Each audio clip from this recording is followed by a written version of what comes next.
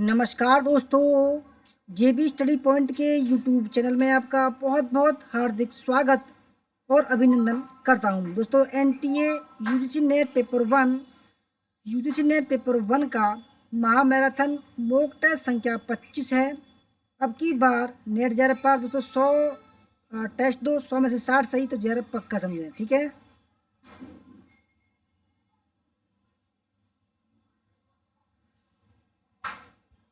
दोस्तों, सबका हम स्वागत करते हैं, ठीक है।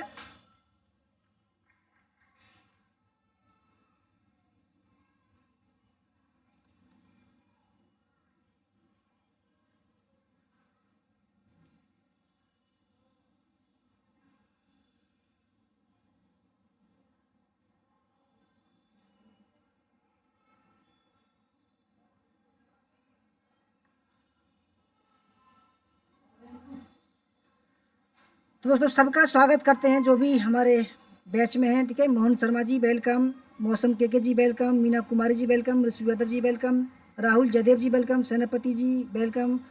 सेनापति जी बोल रहे हैं सर जी मेरी मामा की डेथ हो गई है, इसलिए आज लाइव क्लास के लिए असमर्थ हो गए। सो सैड, बहुत दुख हुआ, इनको शांति मिले। अरुण जी, जीतू महतो जी welcome, Deepak ji welcome, Anita Rana ji welcome, और हिस्ट्री ज्ञान जी welcome, Sunita Kumari ji welcome, ma'am आपका भी वेलकम, हिमांशु शर्मा जी वेलकम, साइमर फिक जी welcome, Ravi ji welcome, Deepak ji welcome, Bhagyashree Rana ji welcome, Vibha Tiwari ji welcome, Dhanraj Chaudhary जी वेलकम,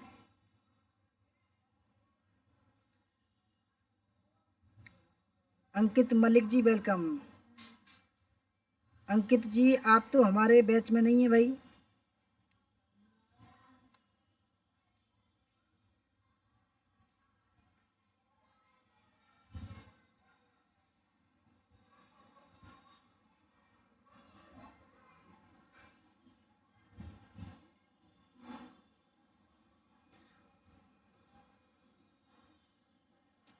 दोस्तों, हमारा नाम देव कुमार, पीएचडी इतिहास, एक बार जेआरएफ 4 बार नेट पास। हमारा नंबर है 8755475312, ठीक है।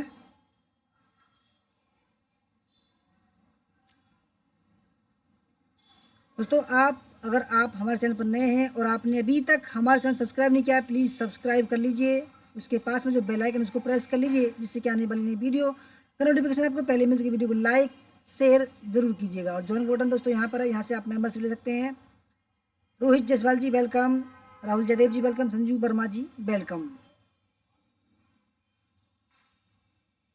लक्ष्मी जी वेलकम। दोस्तों, शुरू करते हैं। पहला सवाल आपके सामने है, ठीक है। आपको 10 सेकंड का समय दिया जाएगा, 10 सेकंड का हर एक सवाल में। तो पहला सवाल है, अध्यापन की सर्वोत्तम प्रणाली है जानकारी प्रदान करना, छात्रों से पुस्तकें पढ़ने के लिए कहना, अच्छी संदर्भ सामग्री का सुझाव देना, चर्चा प्रारंभ करने की पहल करना और उसमें भाग लेना।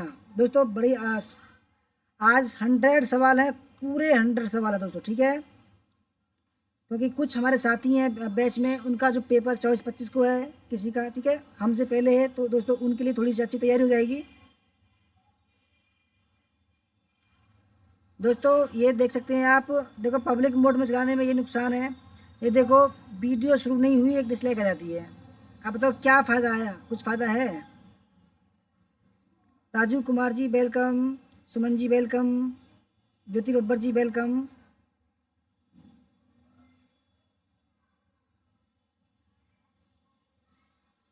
दोस्तों, सही आंसर है ऑप्शन नंबर डी, चर्चा प्रारंभ करने की पहल करना और उसमें भाग लेना।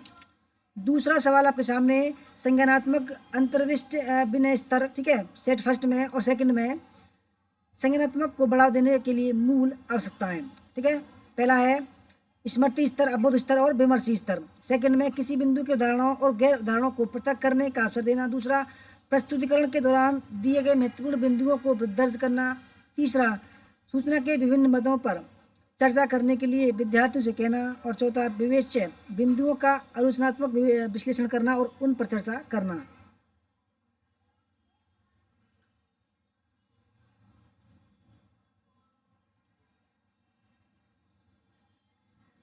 दोस्तों सभी का वेलकम है। और अरुण जी के जो मामा जी की डेथ हो गई है दोस्तों, उनके लिए हम दुआ करते हैं कि भाई उनको, उनकी आत्मा को शांति मिले। ठीक है दोस्तों, हमारी वीडियो मौसम के जी वेलकम, ठीक है, केवल ग्रुप वालों के लिए है, और जो मेंबरशिप लेंगे अब उनको लिए दोस्तों लिंक भेजी जाएगी केवल। ठीक है, ये बात ध्यान समझना, कोई शेयर मत करना किसी को। ठीक है, हमारे ग्रुप में सब सुन ले, किसी को कोई शेयर नहीं करेगा, क्योंकि दोस्तों ये केवल आप लोगों के लिए बनाई गई है। ठीक है, केवल जो ग्रुप बैच में है हमारे में उनके लिए। ठीक है दोस्तों, दूसरे सवाल का सही आंसर है ऑप्शन नंबर सी। ठीक है, स्मृति स्तर दूसरा। ठीक है, अवबोध स्तर ऑप्शन नंबर फर्स्ट, और विमर्श स्तर ऑप्शन नंबर 4। तीसरा सवाल, निम्नलिखित में से कौन प्रभावी शिक्षण में प्रमुख व्यवहार है? प्रश्न पूछना, विद्यार्थियों के विचारों एवं अवदान का अनुप्रयोग, संरचना, और चौथा अनुदेशात्मक विविधता। संजय जी जय हिंद, वेलकम।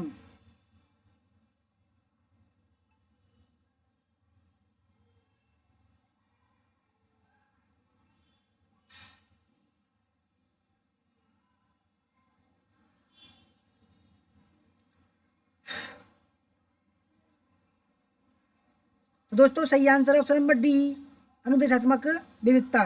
ठीक है, चौथा सवाल है, निम्नलिखित में से कौन सी अधिगमकर्ता की गैर संज्ञानात्मक विशेषता है? स्मरण, समस्या समाधान, महत्वपूर्ण संवेदी आदतों की पहचान करना, चौथा है सत्य में विश्वास करना। दोस्तों मैं थोड़ा तेज नहीं बोलूँगा क्योंकि मेरा सिर में जो है दर्द हो रहा है, और तेज बोलने में थोड़ी सी दुखता है। ठीक है सिर, क्योंकि दोस्तों रात में सोया नहीं था। ठीक है, थोड़ा लेट तक जगा था, भाई जगना पड़ेगा, हमारी मैम को चेयरअप कराना है। दोस्तों बढ़िया सवाल, निम्नलिखित में से कौन सी अधिगमकर्ता की गैर संज्ञानात्मक विशेषता है? तो चौथे सवाल का सही आंसर दोस्तों ऑप्शन नंबर 4। ठीक है, गैर संज्ञानात्मक क्या है? सत्य में विश्वास करना। ठीक है, पांचवा सवाल, कक्षा में शिक्षक की वाणी के स्वराघात को क्या कहा जाता है? भाषिक, पराभाषिक, गैर भाषिक और वृद्धभाषिक।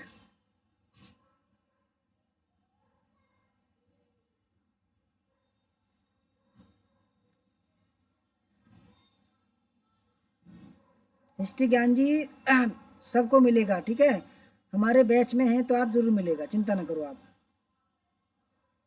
बोल दिया तो बोल दिया हमने, जो हमारे बैच में है उनको सबको मिलेगा। ठीक है, क्योंकि अब पब्लिक मोड में नहीं है दोस्तों वीडियो। ठीक है, ये ग्रुप मोड में है। अगर कोई भी हमारे ग्रुप का मेंबर हमारे वीडियो के लिंक को सेंड करेगा दोस्तों, रिमूव कर देंगे जाए। ठीक है, कोई मत सेंड करना।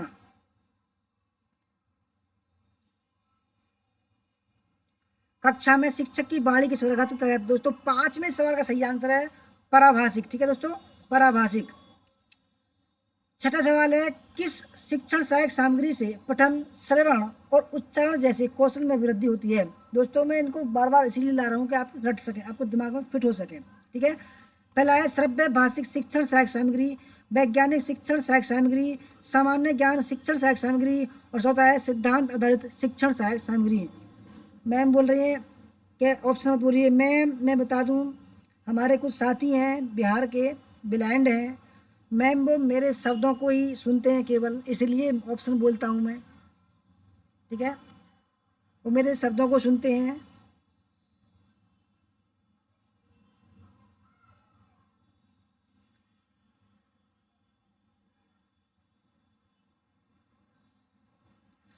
तो छठे सवाल का सही आंसर है ऑप्शन नंबर फर्स्ट, श्रव्य भाषिक शिक्षण सहायक सामग्री। दोस्तों इसको रट लेना, कई बार मैंने करवा चुका हूँ इस सवाल को। ठीक है, पठन, श्रवण और उच्चारण जैसे कौशल में वृद्धि होती है श्रव्य भाषिक शिक्षण सहायक सामग्री द्वारा। 7वां सवाल है, कक्षागत अंतक्रियाएं मुख्यतः किसके द्वारा प्रभावित होती हैं? छात्र प्रतिबद्धता, शिक्षण केंद्रित वातावरण, संगठनात्मक पर्यवेक्षण और अवांछित हस्तक्षेप। दोस्तों सवाल ऐसे ही हैं बढ़िया, जैसे आपको एग्जाम में मिलेंगे, ठीक है।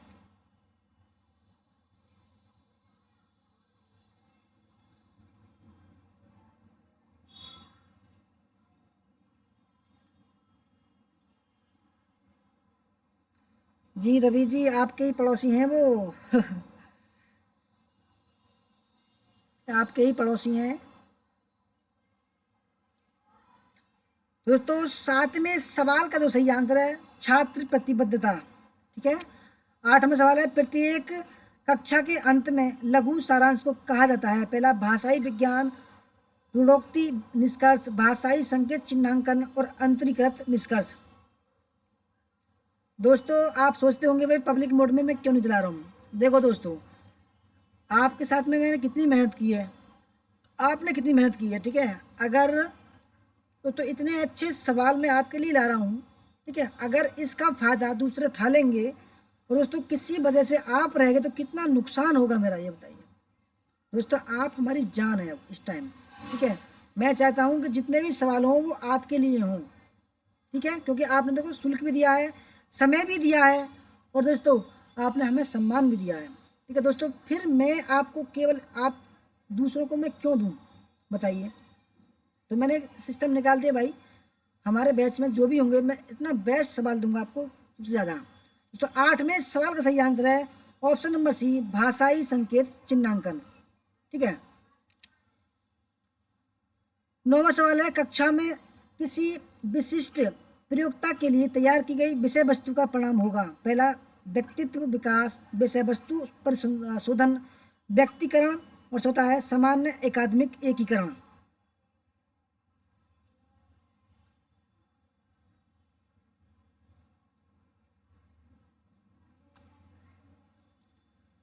दोस्तों जो ब्लाइंड पर्सन है दोस्तों वो क्या करते हैं, हमारे वीडियो की ऑडियो बना देते हैं, ठीक है, वीडियो को ऑडियो में, और वो रेडियो में सुनते हैं, रेडियो में। अब लगा लीजिए भाई। दोस्तों कक्षा में किसी विशिष्ट प्रयोक्ता के लिए तैयार की गई विषय वस्तु का परिणाम होगा। 9वें सवाल का सही आंसर है व्यक्तिकरण, ठीक है, व्यक्तिकरण। 10वां सवाल है, ज्ञान तक पहुंचने की किस विधि में संयुक्त रूप से विशिष्ट सामान्य की ओर और सामान्य से विशिष्ट की ओर बढ़ने पर बल दिया जाता है? आगमनात्मक, निगमनात्मक, वैज्ञानिक या सदस्यमूलक। दोस्तों कई बार करवा चुका हूं मैं इसको।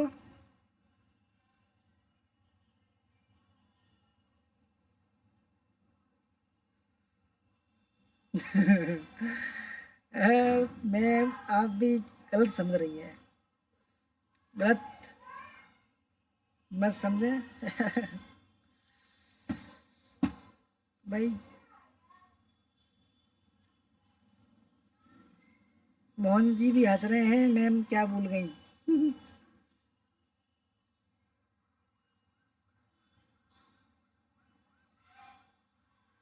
प्रिया जी, कल्याणकर जी पब्लिक मोड में नहीं है, ये ग्रुप मोड में है, ठीक है, ग्रुप मोड में है ये आज।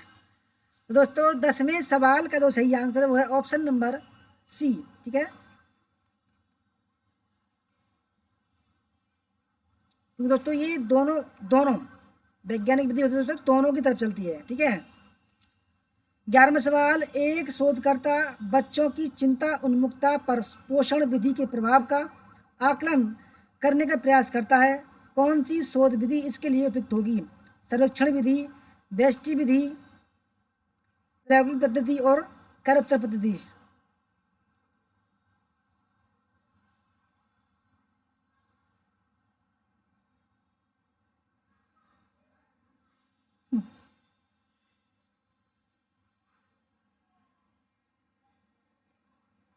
धनराज जी क्या बोल रहे हैं भाई, कौन मांग रहा है आपसे जान अरे धनराज जी चिंता ना करो, किसी दिन आपके घर आएंगे चरखी दादरी। धनराज जी हमारे पता है रिश्तेदारी में कौन लगते हैं चरखी दादरी में? हमारे जीजा के, हमारे जीजा जी, उनके जीजा जी और उनके जीजा जी के भी जीजा जी रहते हैं। बताओ कितना बड़ा 4 रिश्तेदारी में पहुंच गया था उस दिन। तो 11वें सवाल का सही आंसर है कार्योत्तर, एक्स पोस्ट फैक्टो मेथड, ठीक है, कार्योत्तर पद्धति। 12वां सवाल, गुणात्मक शोधकर्ता खालिस्तान की ओर मात्रात्मक शोध की प्रवृत्ति के कारण उसकी निंदा करते हैं। पहला, साक्ष्य पर जोर, दूसरा अनुभववाद पर जोर, तीसरा हास्यवाद और चौथा है सृजनात्मक के प्रति अत्यधिक अनुरक्ति।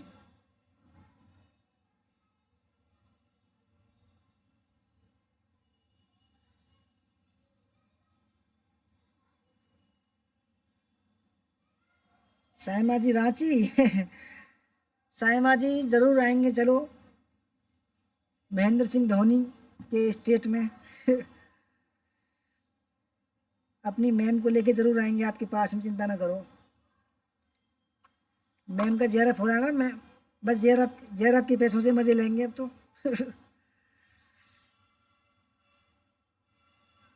हाँ दीपक जी बिल्कुल सही बोल रहे हो, ऐसा लड़ रहा था जैसे लड़ रहे हो आपस में ही। दोस्तों 12वें सवाल का सही आंसर है ऑप्शन नंबर सी, ठीक है, हास्यवाद। 13वां सवाल है, आधारित सिद्धांत में शोधकर्ता सैद्धांतिक संतृप्ति होने तक सैद्धांतिक प्रतिचयन के प्रयोग द्वारा डाटा संग्रहण करते हैं। इस प्रक्रिया को निम्नलिखित क्रम में दर्शाया जा सकता है। पहला, सैद्धांतिक प्रतिदर्श, डाटा संग्रहण, ठीक है, डाटा विश्लेषण और सैद्धांतिक संतृप्ति। दूसरा है सामान्य शोध प्रश्न, डाटा संग्रह, सैद्धांतिक प्रतिदर्श, डाटा विश्लेषण और सैद्धांतिक संतृप्ति, ठीक है। तीसरा है सैद्धांतिक प्रतिदर्श, सामान्य शोध प्रश्न, डाटा संग्रह और सैद्धांतिक संतृप्ति। और चौथा, सामान्य शोध प्रश्न, सैद्धांतिक प्रतिदर्श, डाटा संग्रह, डाटा विश्लेषण और सैद्धांतिक संतृप्ति।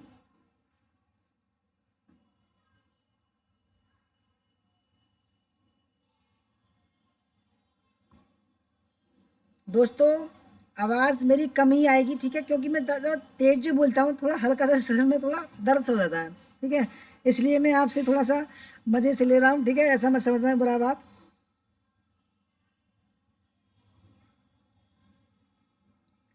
ठीक है, मैं थोड़ी हंसी मजाक कर रहा हूँ कि जो मेरा जो सिर दर्द है थोड़ा सा नॉर्मल हो जाए, ठीक है, आप लोगों के साथ में।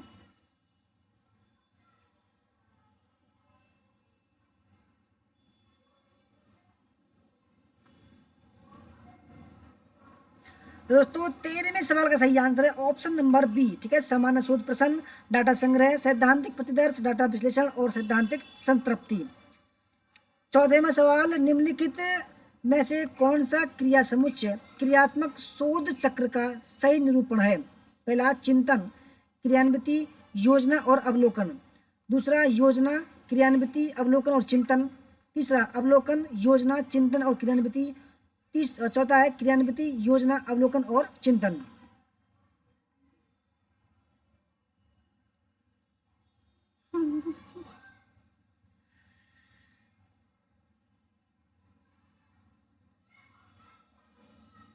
तिलक जी वेलकम।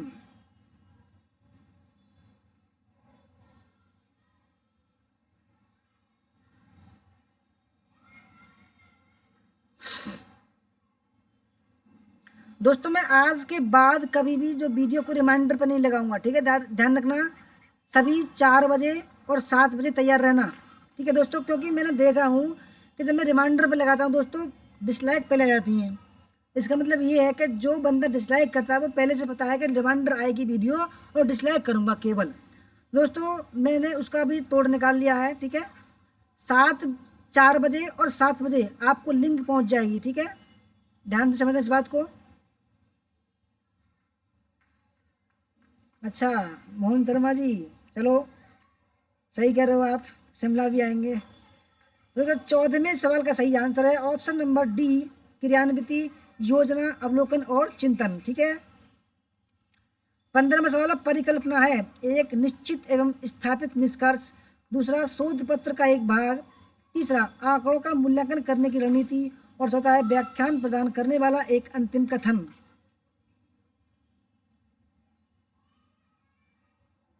रवि जी पता है रिमाइंडर से क्या होता है, देखो ये होता है कि लोग बाग देख लेते हैं और देखने के साथ तुरंत डिसलाइक करते हैं, तो मैंने अब मैं बता रहा हूँ कि रिमाइंडर नहीं लगाऊंगा, ठीक है। अब वो क्या होगा, रिमाइंडर लगाने से देखो आपको लिंक भेज देंगे, ठीक है, रिमाइंडर पर डिसलाइक आती है, बाद में नहीं आती है। आप भी देख रहे होंगे दोस्तों, वीडियो शुरू नहीं हुई डिसलाइक पहले जाती है। तो 15वें सवाल का सही आंसर है व्याख्या प्रदान करने वाला एक अंतिम कथन होता है। ठीक है,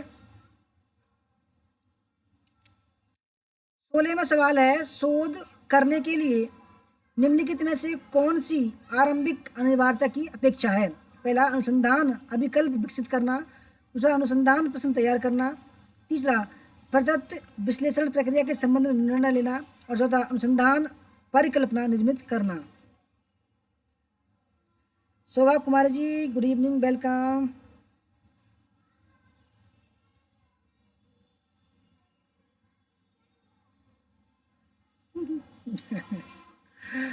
मैम आप भी बहुत मजे ले रही हैं आज तो। रिजर्वेशन।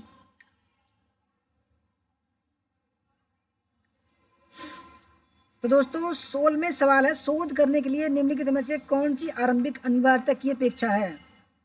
ठीक है, तो 16वें सवाल का सही आंसर है ऑप्शन नंबर बी, अनुसंधान पत्र प्रश्न तैयार करना। ठीक है दोस्तों, ये जो है शोध करने की एक अनिवार्य अपेक्षा होती है, आरंभिक, सबसे पहली वाली। 17वां सवाल है एक शोधकर्ता ने अपने शोध प्रबंध को प्रस्तुत करते समय प्रश्नावली पर प्रतिक्रिया देने वालों की मदद और सहायता को प्रोत्साहन में प्रस्तावना में स्थान नहीं दिया, इसे कहा जाएगा? तकनीकी चूक, स्वेच्छा से अनदेखी, अनैतिक कृत्य और सम्मान की कमी। दोस्तों जो देखो प्रस्तावना, ठीक है दोस्तों, जैसे आप मैं समझाता हूँ आपको। जैसे सबसे पहला प्रश्न होगा भाई, यूनिवर्सिटी का नाम होगा, इधर होगा उसका नाम, सुपरवाइजर का नाम जो पीएचडी के अंडर कराएंगे, यहाँ पर हमारा नाम होगा। ठीक है, टॉपिक होगा। उसके नेक्स्ट पन्ने पर दोस्तों सुपरवाइजर का सर्टिफिकेट होगा। उसके बाद में प्रस्तावना, यानी कि आप प्रस्तावना में दोस्तों किन की मदद ली है, किन किन ने हमें सहयोग दिया है। तो ठीक है, अगर आपने उनका नाम नहीं दिया है दोस्तों तो क्या कहलाएगा? ठीक है, बढ़िया सवाल है ये।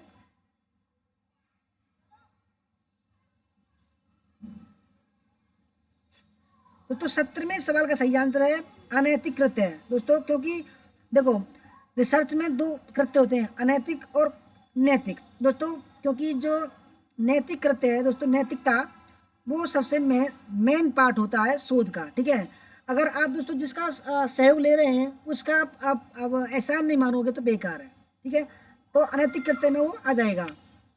18वां सवाल है एक शोधकर्ता शोध कार्य की रिपोर्ट होता है जिसका आधार होता है केवल प्राथमिक आंकड़ा, केवल द्वितीयक आंकड़ा, प्राथमिक और द्वितीय आंकड़ा दोनों, ये उपयुक्त में से कोई नहीं।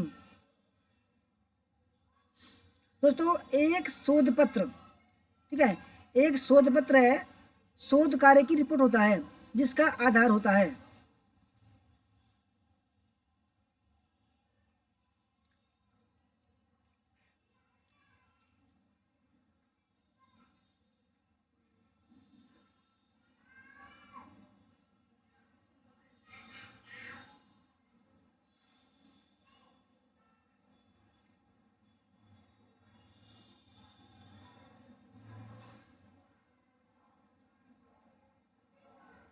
हाँ।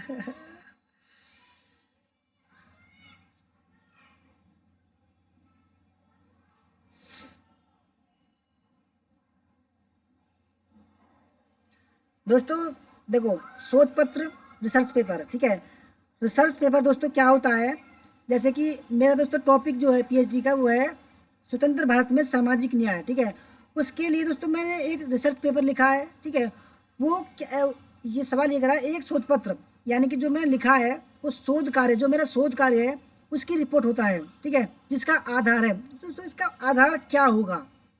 ठीक है दोस्तों, क्या होगा? प्राथमिक और द्वितीय आंकड़ा दोनों, यानी कि जिसमें मैं यूज करूंगा दोस्तों, बताऊंगा कि भाई मैंने इसमें क्या क्या यूज किया है, प्राथमिक आंकड़ा और द्वितीय आंकड़ा मिलाकर मैंने ये इसका बनाया है। ठीक है, 19वां सवाल निम्नलिखित में से किस प्रारूप में प्रतिवेदन प्रारूप औपचारिक रूप से निर्दिष्ट होता है? पहला, डॉक्टरेट स्तरीय शोध पत्र, शोधकर्ताओं का सम्मेलन। तीसरा, शालाएं एवं संगोष्ठियाँ। चौथा, संवादपरक प्रस्तुतियाँ। ठीक है,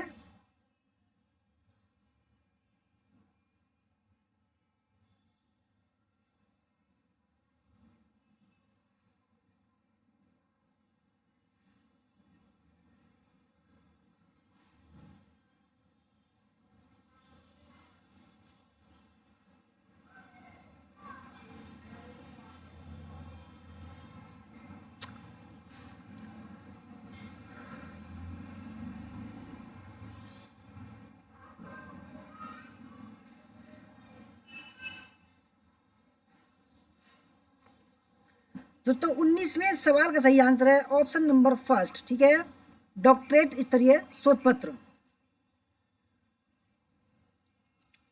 20वां सवाल है शोध सम्मेलनों में पोस्टर सत्र निम्नलिखित में से किसके लिए उत्तम अवसर प्रदान करते हैं? औपचारिक भाषा, साझा हितों का प्रदर्शन, समूह विशेष चर्चा, और चौथा है अंतर व्यक्तिक अंत्यक्रिया। ठीक है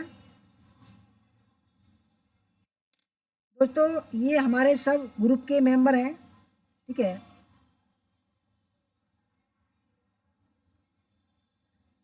धनराज जी, बुक तो हमारी अभी जो है पब्लिश नहीं कराई है हमने, ठीक है, अभी लिखे हुए हैं 2 और तीसरी तैयार है, होने वाली है। रिसर्च पेपर भेज देंगे आपको मैम, आप देख लेना, ठीक है। रिसर्च पेपर दोस्तों मैं भेज दूंगा आपको, वो पब्लिश हो गया है, उसके 2 नंबर हमारी नौकरी में मिल जाएंगे। दोस्तों 20वें सवाल का सही आंसर है अंत व्यक्तिक अंत्यक्रिया, ठीक है। 21वां सवाल है संकेत को द्वितीय उत्पाद माना जाता है? संदेश का, माध्यम निर्माण का, अर्थ की सटीकता का, या सूचना और मनोरंजन का?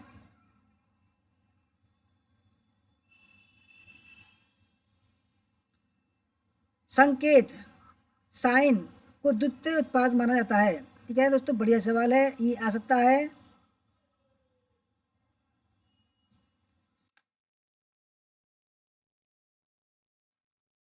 रवि जी, एक ही बुक लिखनी पड़ती है, मैंने एक एम फिल में लिखी थी डिजर्टेशन, ठीक है, एक और लिखी थी मैंने क्योंकि मेरे दोस्त के लिए लिखी थी मैंने, और आप लिख रहे हैं।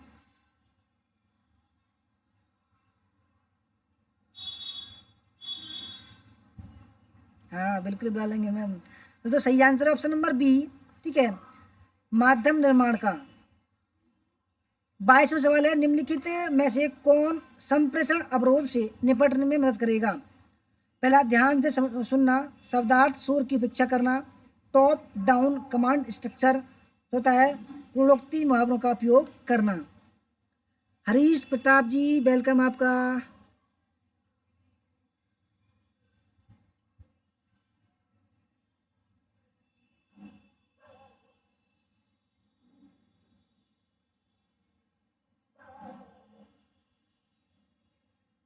हरीश प्रताप दोस्तों हमारे दोस्त हैं, ठीक है, हमने इन्होंने साथ साथ पढ़ाई किया है।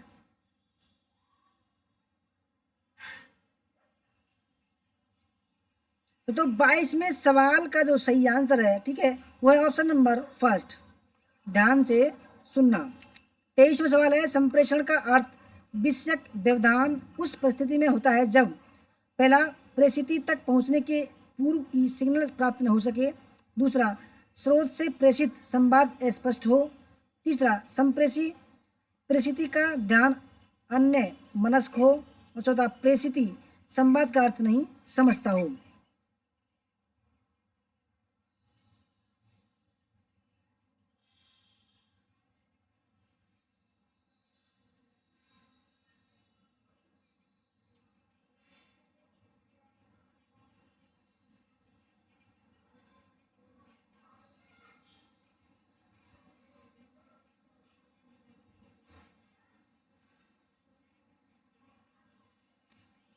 तो दोस्तों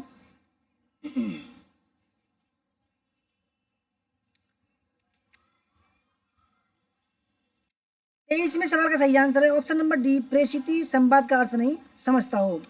24वां सवाल है निम्नलिखित संचार चैनलों को इनकी विशेषता के आधार पर सम्मिलित कीजिए। पहला, ब्लॉगिंग, टेलीविजन, पत्रिकाएं, collection sites, electronic media, print media, social media, और वर्ल्ड वाइड वेब, WWW, ठीक है।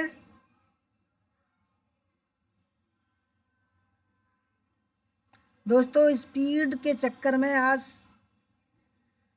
ऐसा ना हो, पूरी ना हो वीडियो स्पीड के चक्कर में।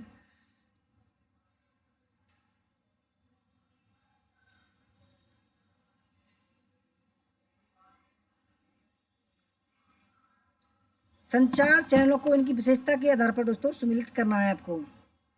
दोस्तों सही आंसर है ऑप्शन नंबर डी, ठीक है, blogging, social media, television, electronic media, पत्रिकाएं, प्रिंट मीडिया, और दोस्तों कलेक्शन साइट www।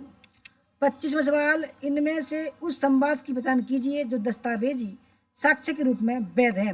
लिखित संवाद, वाचिक संवाद, हाव भाव वाला संवाद और अवाचिक संवाद।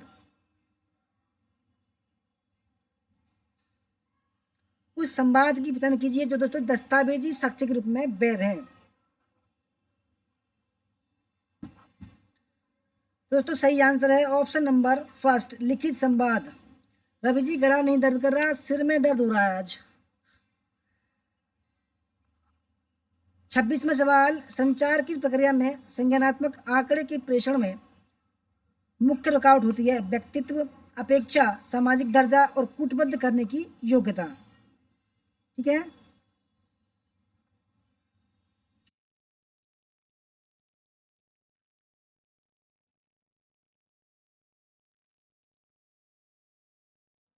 संचार की प्रक्रिया में संज्ञानात्मक आंकड़े के प्रेषण में मुख्य रुकावट होती है। जो सही आंसर 26 का सही आंसर है कूटबद्ध करने की योग्यता। 27वां सवाल, संचार के माध्यम सूची ए में और बी में प्रसारण संप्रेषण, श्रव्य, विज्ञापन, इंटरनेट, समाचार पत्र। सेकंड में बैंडविड्थ, रेखीय संप्रेषण, अव्यक्तिक संप्रेषण, आवर्ती स्वर सामंजस्य।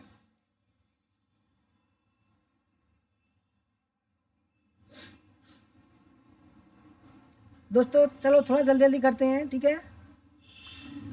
मोहन शर्मा जी यार स्कोर बताते रहो भाई।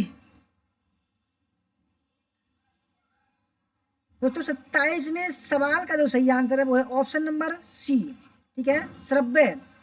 श्रव्य होता है दोस्तों आवर्ती, आप जानते होंगे, ठीक है। विज्ञापन, अव्यक्तिक संप्रेषण, इंटरनेट, आप जानते हैं दोस्तों बैंडविड्थ पर काम करता है, ठीक है। समाचार पत्र, रेखीय संप्रेषण। 28वां सवाल, किसी कक्षा में संचार प्रौद्योगिकी के उपयोग में निहित मान्यता होती है अन्य मनस्क, आग्राहक, आरामदायक परिवेश, विषय वस्तु का बहिर्वेशन होता है अभिव्यक्तियों और अनुप्रयोगों के नए रूप।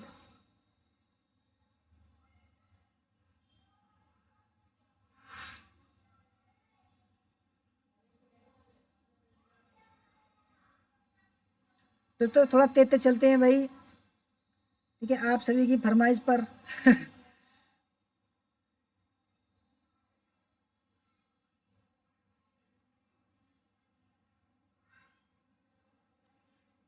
दोस्तों 28वें सवाल का सही आंसर है ऑप्शन नंबर डी, अभिव्यक्तियों और अनुप्रयोग के नए रूप। 29वां सवाल, शनि और मंगल दोनों पृथ्वी की सतह की ही ग्रह हैं, वे सूर्य के प्रकाश ग्रहण करते हैं और पृथ्वी की तरह ही सूर्य के चारों तरफ घूमते हैं, इसलिए उन ग्रहों पर विविध प्रकार के जीव रहते हैं जैसे कि पृथ्वी पर रहते हैं। उक्त गद्यांश में निम्नलिखित में से किस प्रकार का तर्क निहित है? निगमनात्मक, फलित, ज्योति संबंधी, सदस्यमूलक और गणितीय।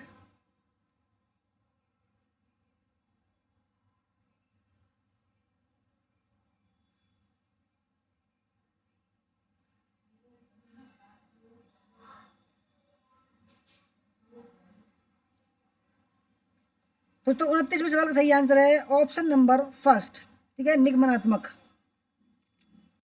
30वां सवाल है, सभी न्यायाधीश निष्पक्ष हैं, यह तर्क किसका उदाहरण है? सार्वभौम विधेय, सार्वभौम निषेध, विशिष्ट विधेय या विशिष्ट निषेध।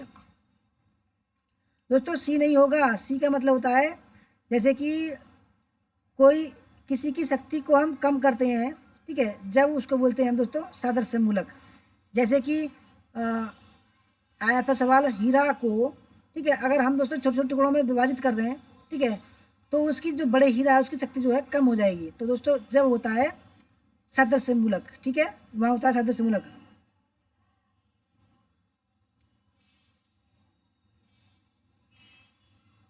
तो 30वें सवाल का सही आंसर है सार्वभौम विधेय, ठीक है, सार्वभौम विधेय। 31वां सवाल है कथन ए, संचार में सूचना देने, आश्वस्त करने और गलत सूचना देने की क्षमता होती है।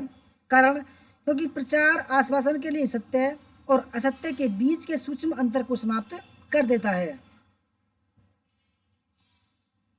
अच्छा, आपका राइट है शर्मा जी।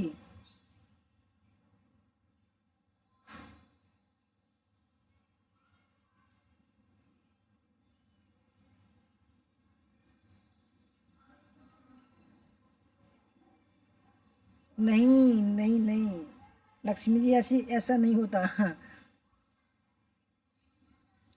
तो दोस्तों 31वें सवाल का जो सही आंसर है, ठीक है, वो है ऑप्शन नंबर फर्स्ट। ए और आर दोनों सही हैं, आर ए की सही व्याख्या करता है। 32वां सवाल, निम्नलिखित में से कौन सा कथन सही है? ठीक है, पहला, सीपीयू की क्लॉक स्पीड को हर्ट्ज में मापा जाता है। दूसरा, ब्लूटूथ प्रौद्योगिकी वाईफाई प्रौद्योगिकी से अधिक ऊर्जा की खपत करती है।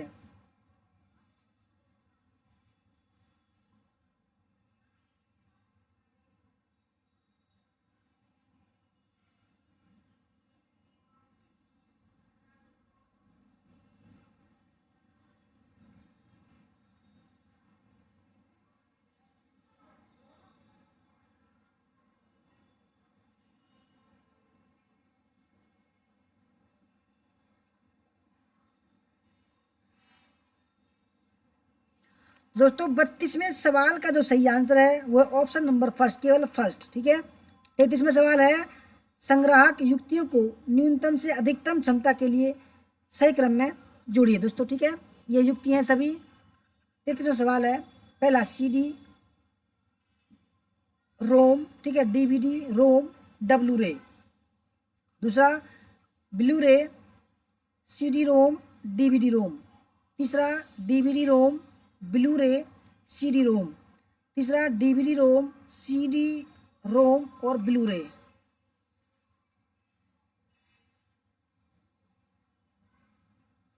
जी साइमा जी, आज रिवीजन हो रहा है, बिल्कुल सही बोल रहे हैं, क्योंकि तैयारी जो है आज नई सवाल जो बन नहीं पाए थे, ठीक है, आज सोचो चलो रिवीजन कराते हैं आपका।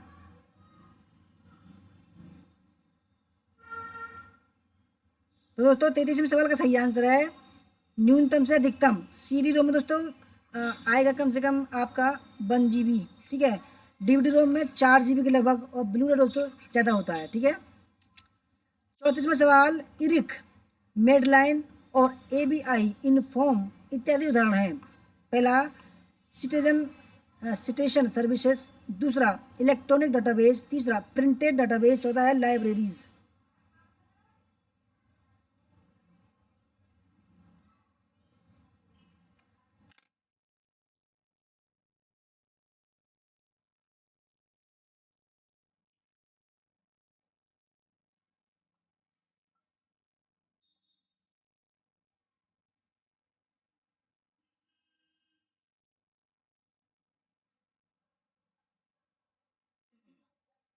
तो 34वें सवाल का सही आंसर है option number B, electronic database.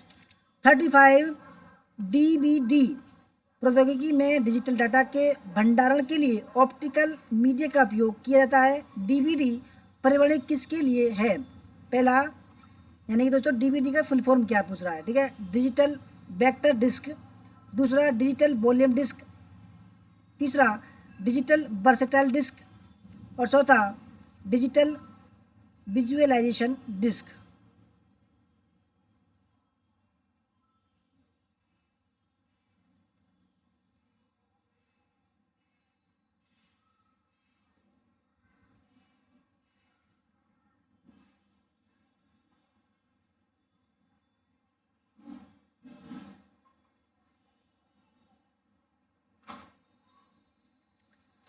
तो दोस्तों 35वें सवाल का सही आंसर है डीवीडी का फुल फॉर्म है डिजिटल वर्सेटाइल डिस्क। 36वां सवाल है, निम्नलिखित में से कौन से ऑडियो फाइल फॉर्मेट हैं? ठीक है, audio, W wave, WAAC, WMB.FLV।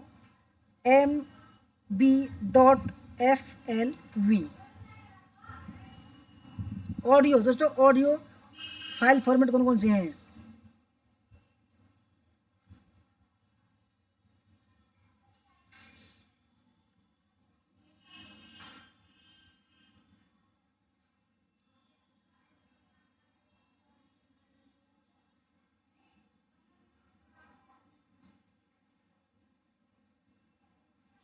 तो दोस्तों सही आंसर है ऑप्शन नंबर फर्स्ट। देखो, डॉट वी, दोस्तों जो रिकॉर्डिंग करते हैं तो रिकॉर्डिंग का नाम जब आता है तो डॉट WAV आता है, लिखो, ठीक है।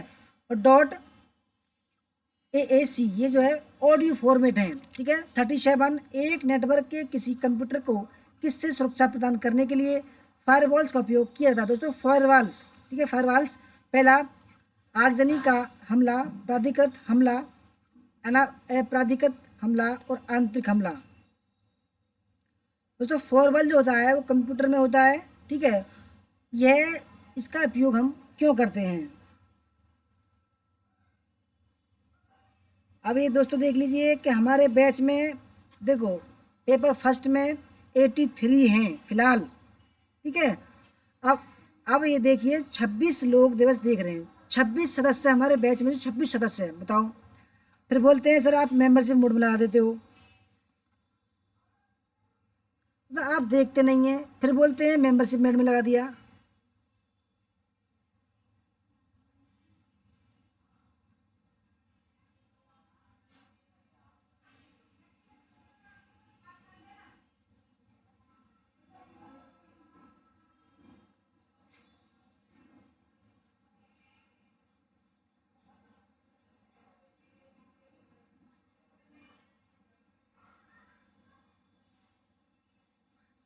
तो सही आंसर है ऑप्शन नंबर सी, आपराधिक या अनऑथराइज्ड अटैक, ठीक है।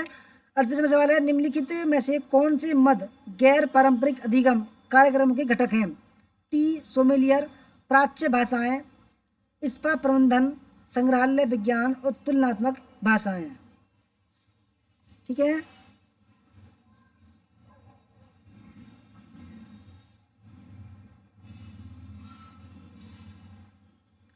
कौन से मद या टर्म गैर पारंपरिक अधिगम कार्यक्रमों के घटक हैं। दोस्तों सही आंसर इसका option number C, tea sommelier, ठीक है। ऑप्शन नंबर 3 स्पा प्रबंधन और 4 संग्रहालय विज्ञान।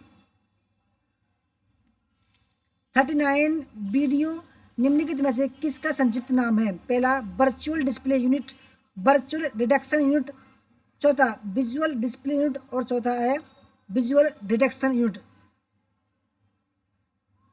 दोस्तों जो जिन्होंने मेंबरशिप ले रखी है वो 48 हैं, अब लगा लीजिए 48 भी नहीं देख रहे हैं।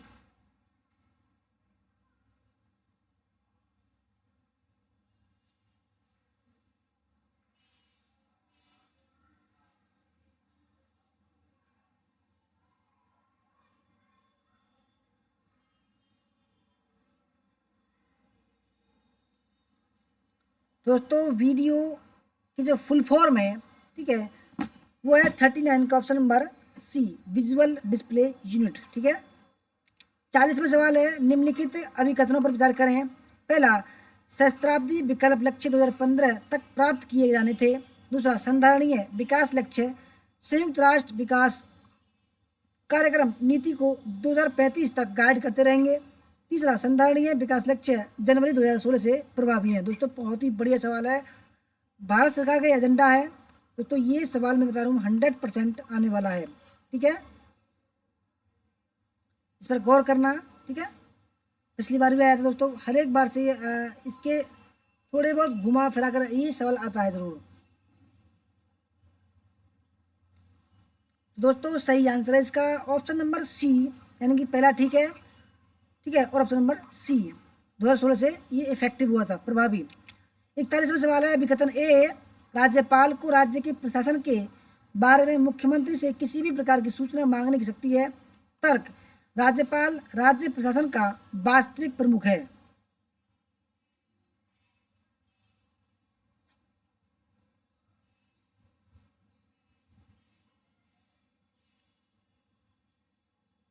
मोहन जी बी में था 2035 तक लिख रहा था, इसलिए गलत है वो।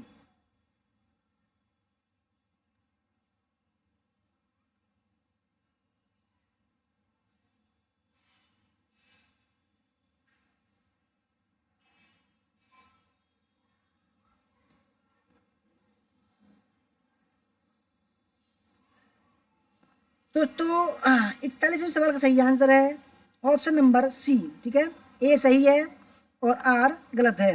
42वां सवाल ऐतिहासिक स्थान और विद्या, ठीक है, तक्षशिला, उज्जैन, सारनाथ, अजंता।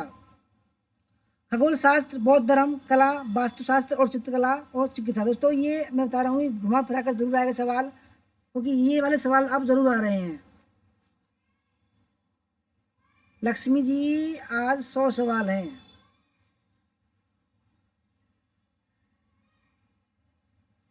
जी मोहन जी, 2030 होता तो सही होता वो, बिल्कुल राइट।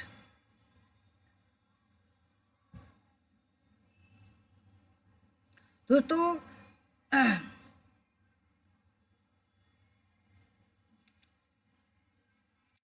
42वें सवाल का सही आंसर है ऑप्शन नंबर डी। ठीक है, तक्षशिला कहाँ दोस्तों? चिकित्सा के लिए। ठीक है, उज्जैन खगोल शास्त्र के लिए, सारनाथ कला चित्त वास्तुकला और चित्रकला के लिए, और अजंता दोस्तों बौद्ध धर्म की उसमें है। ठीक है, बौद्ध धर्म की। ठीक है, 43 आसपास परिवेश की हवा में बेंजीन उत्सर्जन का सर्वाधिक प्रमुख स्रोत है। सीमेंट उद्योग, सिगरेट, कार निसर्जक और पेंट और वार्निश।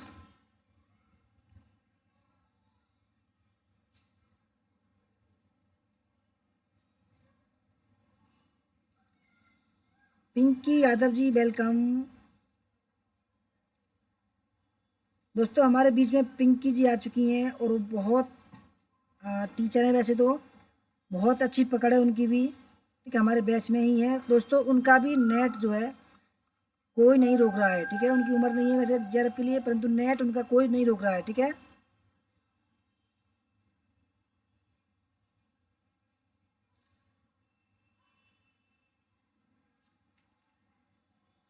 बयालीसवें का डी ठीक है, सही तो है। 43वें का सही आंसर दोस्तों ऑप्शन नंबर सी, कार निसर्जक, यानी कि कार बार में जो निकलता है धुआं वगैरह, उसमें से बेंजीन उत्सर्जन होती है। 44 कथन ए है, इंटरनेशनल सोलर अलायंस के अधिकांश सदस्य देश कर्क रेखा और मकर रेखा के बीच अवस्थित हैं। कथन क्योंकि जापान इंटरनेशनल सोलर अलायंस का एक सदस्य देश है।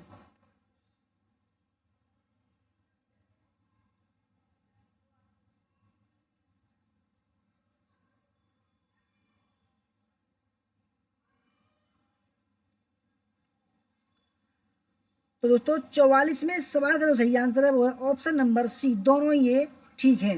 ठीक है, 45वें सवाल, निम्नलिखित में से कौन सा प्रदूषक श्वसन तंत्र से जुड़ी बीमारियों का प्रमुख कारण है? बाष्पशील कार्बनिक यौगिक, दूसरा विलंबित सूक्ष्म कण, नाइट्रोजन ऑक्साइड और कार्बन मोनोऑक्साइड CO। अरे पिंकी जी चिंता ना करो आप। ठीक है, आप जो है एक फ़ोटो भेज देना पासपोर्ट साइज। ठीक है, आपका हम सर्टिफिकेट बनाएंगे पहले ही, आयोग बाद में देगा और हम आपको पहले देंगे। ठीक है,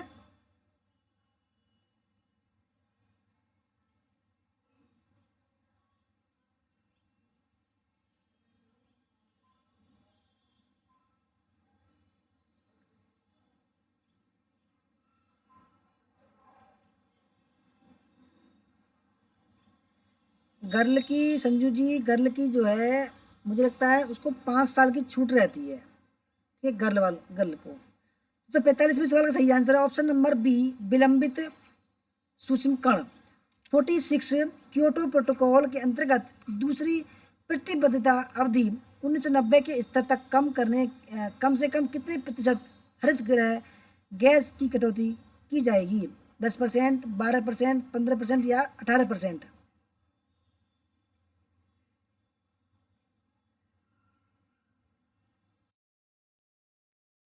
ओके भेज दी, चलो अच्छा धन्यवाद। दोस्तों सभी से बता रहा हूँ मैं, सभी जो है अपने अपना एक फ़ोटो पासपोर्ट साइज भेज दें। ठीक है, सबको जो है आपको प्लस पॉइंट के लिए, ठीक है, आपको माइंड में एक प्लस पॉइंट आ जाएगा कि भाई हमने जो अपनी नज़र से जो है आपको सर्टिफिकेट भेज दिया। ठीक है दोस्तों, 46 का जो सही आंसर ऑप्शन नंबर डी, 18%। ठीक है, 47 मॉन्ट्रियल प्रोटोकॉल का उद्देश्य है, पहला ग्रीन हाउस गैस के उत्सर्जन में कमी, दूसरा ओजोन अपव्ययकारी पदार्थ को चरणबद्ध तरीके से दूर करना, तीसरा परिसंकट में वर्ज्य पदार्थ को सीमा पार ले जाने पर निषेध, और चौथा नाभिकीय ऊर्जा के शांतिपूर्ण उपयोग के लिए संयुक्त राष्ट्र के सदस्य देशों के मध्य सहयोग को बढ़ावा देना।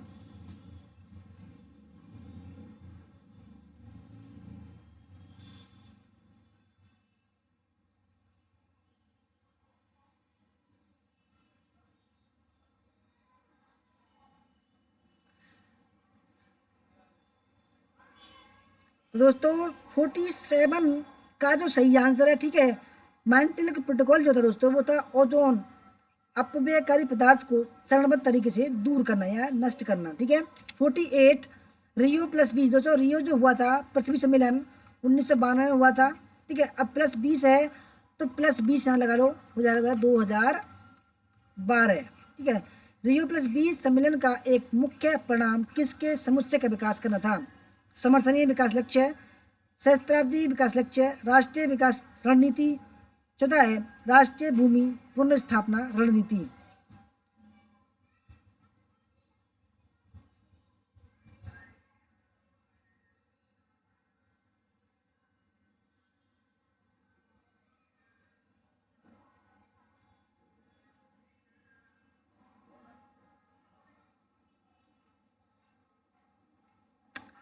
तो 48 का जो सही आंसर है वो है ऑप्शन नंबर,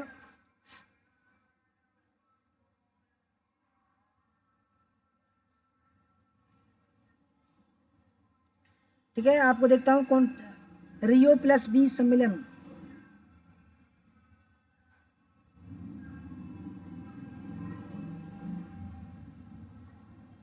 बढ़िया सवाल दोस्तों ये, ठीक है। ये आ सकता है, मैं बता रहा हूँ 100% आ सकता है ये सवाल।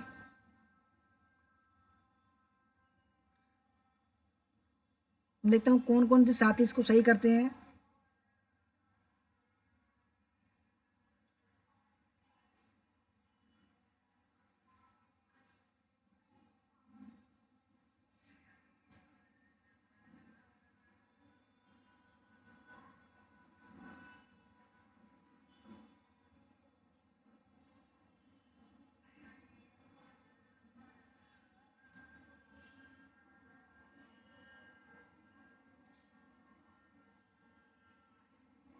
दोस्तों सही आंसर है इसका, ठीक है, ऑप्शन नंबर बी, ठीक है दोस्तों, बी ठीक है इसका, सहस्त्राब्दी विकास लक्ष्य दोस्तों। यानी कि हम जो प्राकृतिक संसाधन है दोस्तों उनका इस तरीके से हम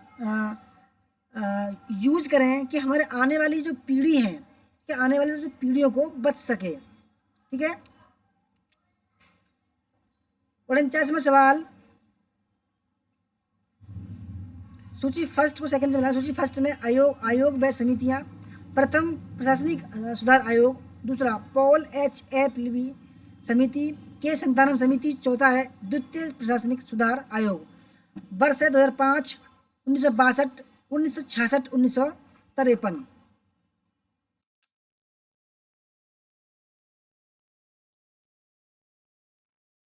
सभी ने दोस्तों सही आंसर दिया, वेरी गुड।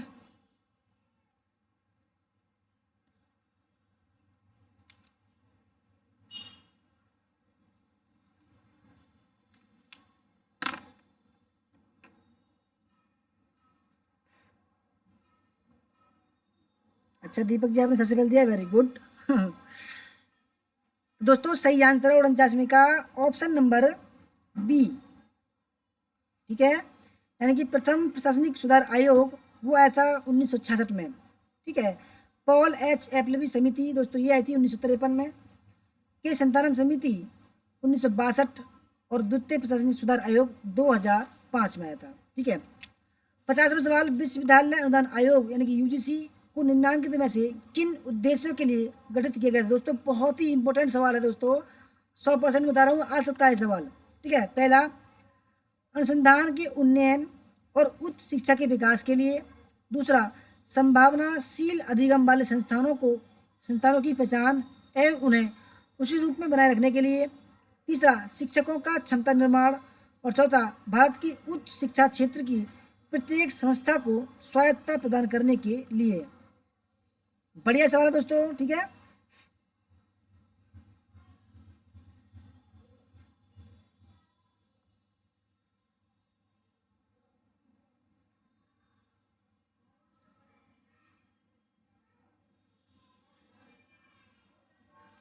दोस्तों सही आंसर है ऑप्शन नंबर फर्स्ट, ठीक है, पहला ठीक है, दूसरा ठीक है और तीसरा ठीक है।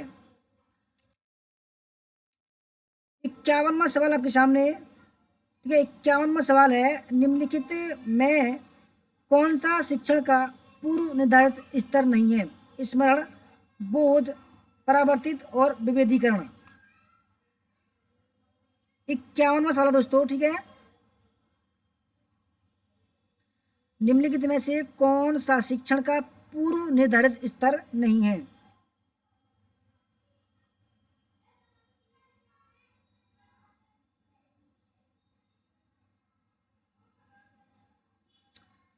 दोस्तों 51वें सवाल का सही आंसर है विभेदीकरण, ठीक है। विभेदीकरण दोस्तों शिक्षण का पूर्व निर्धारित स्तर नहीं है, जबकि स्मरण है, अंडरस्टैंड है और परावर्तित है, रिफ्लेक्ट। 52वां सवाल है, ब्लूम के पारंपरिक वर्गीकरण विज्ञान के अनुसार संज्ञानात्मक क्षेत्र में अधिगम का उच्चतम स्तर है? अनुप्रयोग, मूल्यांकन, विश्लेषण और समझ समझ या कॉम्प्रीहेंशन।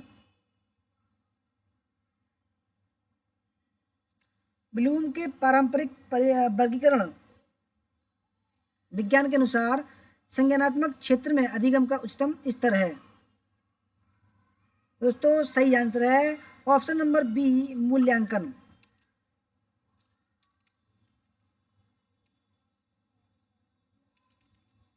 53वां सवाल है, किसी शिक्षक के लिए सुनना महत्वपूर्ण है ताकि वह अधिगमकर्ता की अवस्था पूरी कर सके, ज्ञान प्राप्त कर सके, अधिगमकर्ता को प्रसन्न रखा जा सके, और चौथा अधिगमकर्ता द्वारा की गई प्रगति की मूल्यांकन कर सके।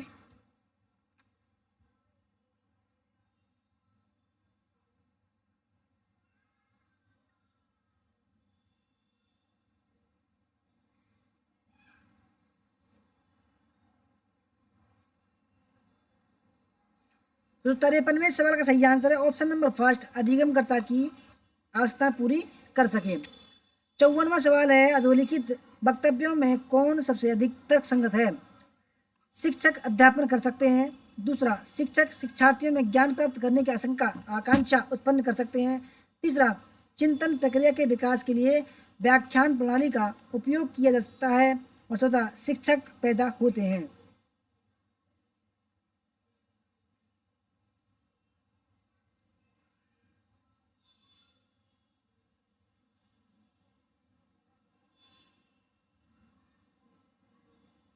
तो दोस्तों 54वें सवाल है ये, ठीक है। 54वें सवाल का सही आंसर है ऑप्शन नंबर बी, शिक्षक शिक्षार्थियों में ज्ञान प्राप्त करने की आकांक्षा उत्पन्न कर सकते हैं। 55वां सवाल, एक कक्षा में श्रव्य भाषिक शिक्षण सहायक सामग्री के प्रयोग का उद्देश्य छात्रों को निम्नांकित में से किसके विकास में मदद करना है?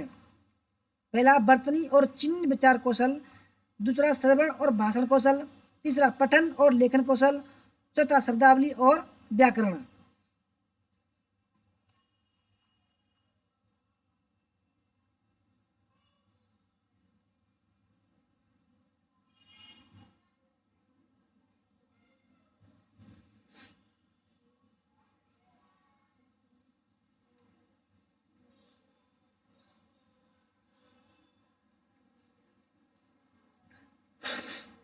तो दोस्तों 55वें सवाल का सही आंसर है ऑप्शन नंबर बी, श्रव्य और भाषण कौशल, ठीक है। 56वां सवाल आपके सामने, अभिकथन ए है, सभी शिक्षण में अधिगम निहित होता है। तर्क, क्योंकि अधिगम को उपयोगी होने के लिए उसे आवश्यक रूप से शिक्षण से व्युत्पन्न होना चाहिए। निम्नलिखित में से कौन सा सही उत्तर है?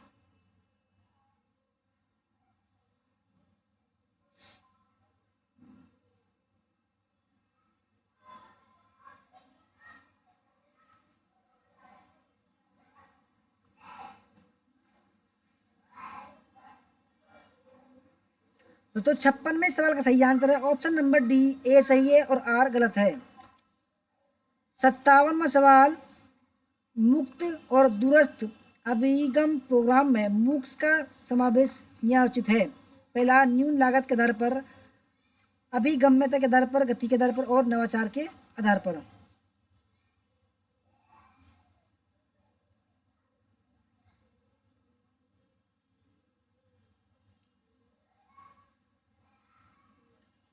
दोस्तों 57वें सवाल का सही आंसर है ऑप्शन नंबर बी, अभिगम्यता के आधार पर। 58वां सवाल, निम्नलिखित में से क्या उच्चतर शिक्षा में अपारंपरिक अधिगम कार्यक्रम है? स्वयं, आमने सामने शिक्षण अधिगम, ट्यूटोरियल कक्षा और सेमिनार। क्या उच्चतर शिक्षा में अपारंपरिक अधिगम कार्यक्रम है?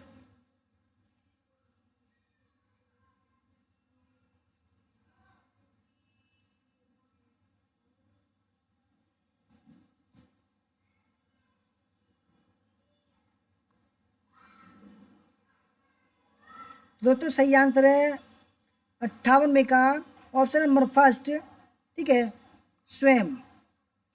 59वां सवाल, प्रयोग और विश्लेषण में विद्यार्थियों की योग्यता में सुधार के लिए निम्नलिखित में से कौन उत्तम अध्ययन क्षेत्र है? पहला विज्ञान, इतिहास, अर्थशास्त्र और भाषाएं।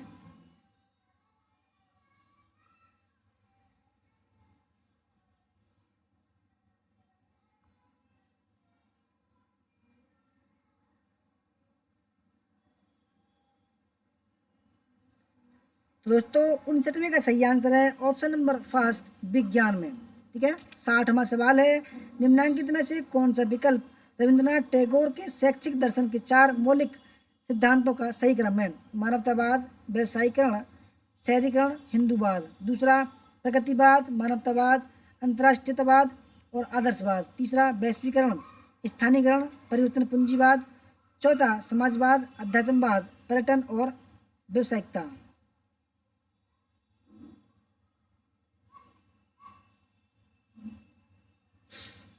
रविन्द्रनाथ टैगोर के दोस्तों शैक्षिक दर्शन के 4 मौलिक सिद्धांत कौन कौन से हैं?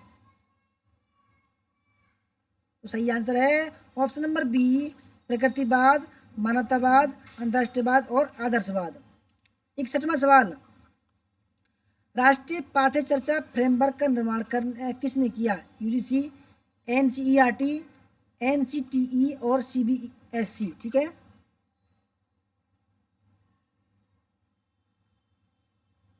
राष्ट्रीय पाठ्य चर्चा फ्रेमवर्क, दोस्तों सही आंसर है एनसीईआरटी। ठीक है।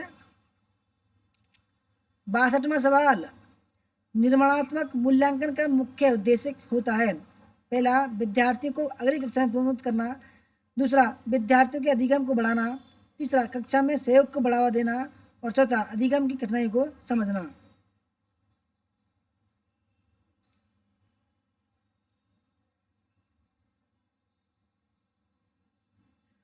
मुंबई इंडियंस है 81 पर 1, 8 ओवर।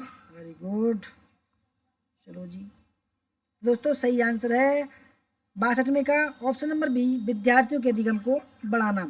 63वां सवाल, विद्यार्थियों का एकाडमिक निष्पादन किससे निर्धारित होता है? प्रज्ञा, अभिप्रेरणा, शारीरिक गठन या लिंग। विद्यार्थियों का एकाडमिक निष्पादन किससे निर्धारित होता है? दोस्तों सही आंसर है ऑप्शन नंबर फर्स्ट, यानी कि प्रज्ञा और अभिप्रेरणा। ठीक है। 64, मूल्यांकन योजना के अवयव क्या हैं? उद्देश्य, संसाधन, विश्लेषण और प्राधिकार।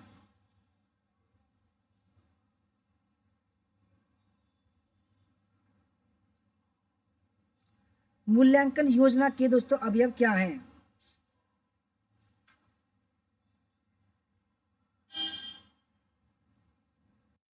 साइमन रफीक जी, आप जो है अपने बच्चों को खाना बना लीजिए, वरना लेट हो जाओगे आप, बाद में देख लेना। तो 64वें सवाल का सही आंसर है ऑप्शन नंबर डी। ठीक है, उद्देश्य, संसाधन और विश्लेषण। 65वां सवाल आपके सामने है, निम्नलिखित में से कौन सी निर्माणात्मक मूल्यांकन की विशेषता है? पहला मूल्यांकन सत्रांत पर होता है। दूसरा मूल्यांकन कार्यक्रम तैयार करने से पहले किया जाता है। चौथा मूल्यांकन शिक्षण का अधिगम परिणाम संसूचित करने से संबंधित होता है। और चौथा है मूल्यांकन शिक्षण के दौरान किया जाता है।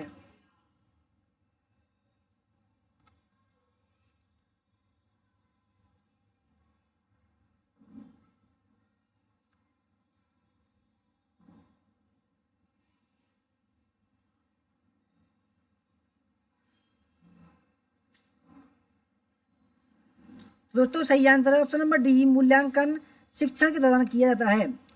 66, एक शोधकर्ता अपने शोध में शून्य परिकल्पना को अस्वीकार करने में विफल रहता है, उसकी मूल शोध परिकल्पना के लिए इसके क्या निहितार्थ होंगे? पहला, शोध परिकल्पना को स्वीकार कर लेगा। दूसरा, शोध परिकल्पना को अस्वीकार कर लेगा। तीसरा, शोध परिकल्पना पर कोई निर्णय नहीं लेगा। और चौथा, शोध परिकल्पना में सुधार करेगा। दोबारा कर लीजिए मैडम, क्या कर सकते हैं बताइए।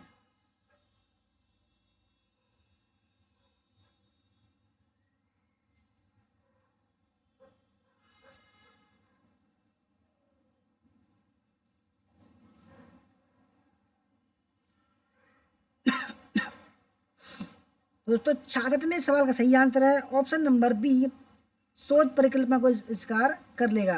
67, डाक से प्रेषित अवलोकन, साक्षात्कार तथा सामूहिक प्रश्नावली किसके उदाहरण है? द्वितीयक स्रोत, व्यक्तिगत स्रोत, प्राथमिक स्रोत या तृतीयक स्रोत?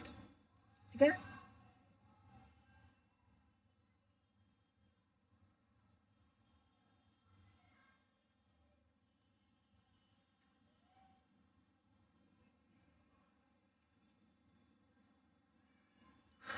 डाक से प्रेषित। दोस्तों सही आंसर 67 का ऑप्शन नंबर डी। ठीक है,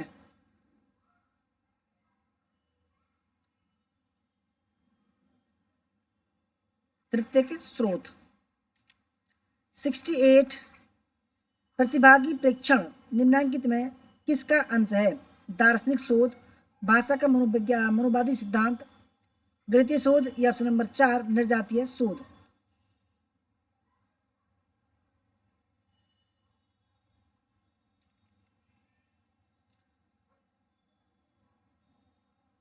दोस्तों 67 का डी नहीं है दोस्तों, सी है। ठीक है, सी, सॉरी मैंने गलत बोल दिया, ये तृतीय नहीं होता, ये होता है प्राथमिक स्रोत। ठीक है, दोस्तों 67 का सी है। ठीक है, सी सी सी, सॉरी बोल। प्रतिभागी प्रेक्षण निम्नलिखित में किसका अंश है? ठीक है,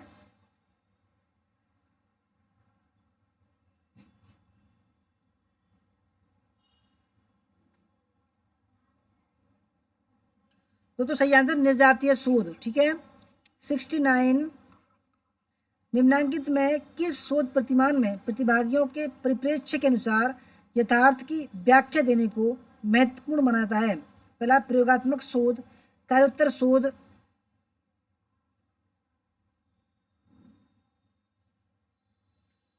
तीसरा निर्जातीय वर्णन विषयक शोध, और चौथा है सर्वेक्षणात्मक शोध।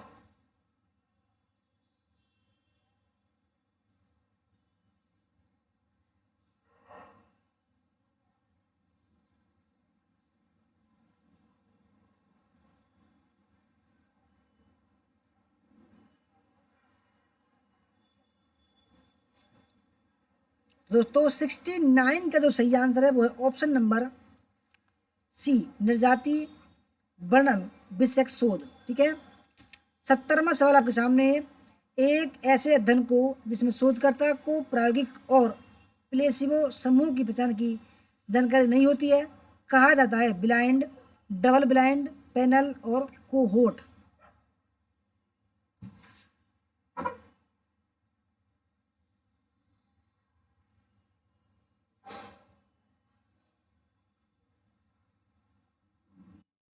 तो सही आंसर है डबल ब्लाइंड। ठीक है, डबल ब्लाइंड।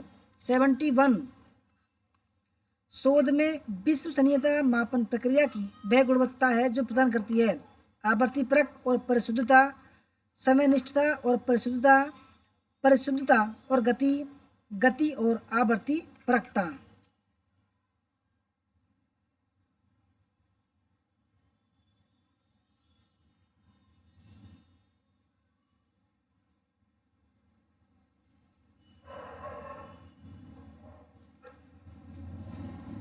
तो दोस्तों सही आंसर 71 का ऑप्शन नंबर ए, आवर्ती परखता और परिशुद्धता।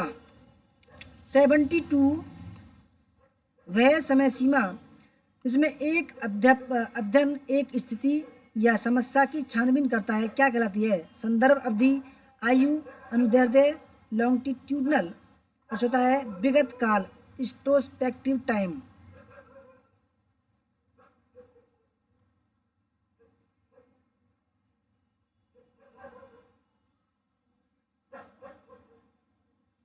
सही आंसर है संदर्भ अवधि। ठीक है। 73। शोध को वर्गीकृत कर सकते हैं। पहला मूल, प्रायोगिक और क्रिया शोध। दूसरा संख्यात्मक और गुणात्मक शोध। तीसरा दार्शनिक, ऐतिहासिक, सर्वेक्षण और प्रयोग शोध। और होता है उपरोक्त सभी। 100 क्वेश्चन है ज्योति बब्बर जी, 100 क्वेश्चन है आज। तो 73 में का सही आंसर है ऑप्शन नंबर डी, उपरोक्त सभी। 74। निम्नलिखित में से कौन सा शोध चक्रीय प्रकृति का होता है? मौलिक शोध, विविध शोध, क्रियात्मक शोध और मूल्यांकनात्मक शोध। जल्दी जल्दी करते हैं अब। ठीक है, लगा लो 15 मिनट में कर देंगे अब। दोस्तों सही आंसर है 74 का ऑप्शन नंबर सी, क्रियात्मक शोध। ठीक है। 75। मैक्स वेबर के अनुसंधान उपागम से यह समझने के लिए कि लोग प्राकृतिक विन्यास में अर्थों का बोध कैसे करते हैं की पहचान निम्नलिखित में से किस रूप में की जाती है? सकारात्मक चिंतन फलक, आलोचनात्मक चिंतन फलक, प्राकृतिक और विवेचनात्मक। ठीक है। तो सही आंसर है ऑप्शन नंबर डी, विवेचनात्मक चिंतन फलक। 76।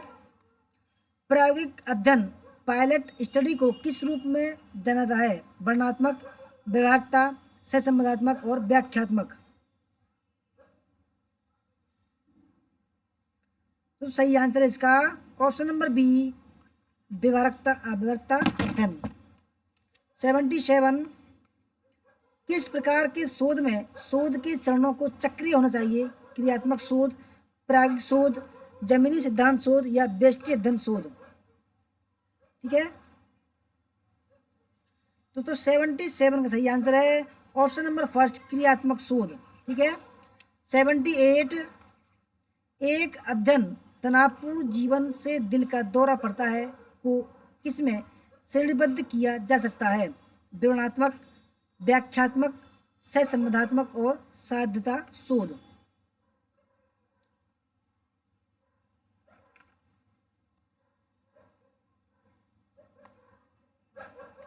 तो सही आंसर 78 का ऑप्शन नंबर बी, व्याख्यात्मक शोध। ठीक है। 79। इस प्रकार के गुणात्मक शोध अभिकल्प में लोगों के जीवन का वर्णन करने के लिए व्यक्तिगत कहानियों की तलाश की जाती है। नृजाति विज्ञान आधारित सिद्धांत शोध, प्रतीकात्मक अंतक्रिया और वृत्तांतात्मक शोध।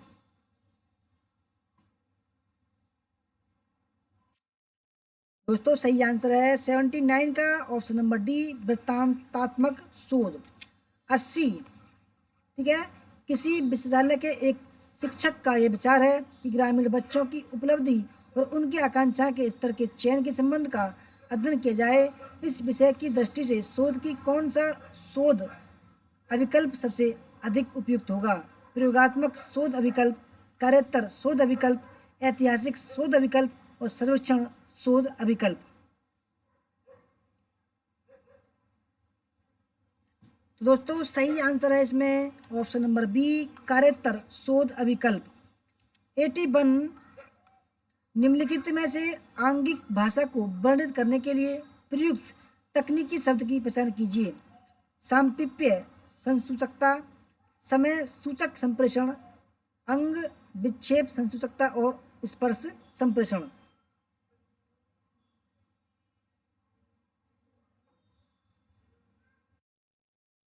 दोस्तों सही आंसर है अंग विक्षेप संसूचकता। 82। नीचे दिए गए संप्रेषण से संबंधित सही प्रक्रिया का चुनाव कीजिए। पहला सूचना, जोखिम, प्रोत्साहन, व्यवहार परिवर्तन। दूसरा प्रोत्साहन, सूचना, व्यवहार परिवर्तन, जोखिम। तीसरा जोखिम, सूचना, प्रोत्साहन, व्यवहार परिवर्तन। और चौथा है व्यवहार परिवर्तन, सूचना, प्रोत्साहन, जोखिम। दोस्तों ये 82 है, ठीक है, 82।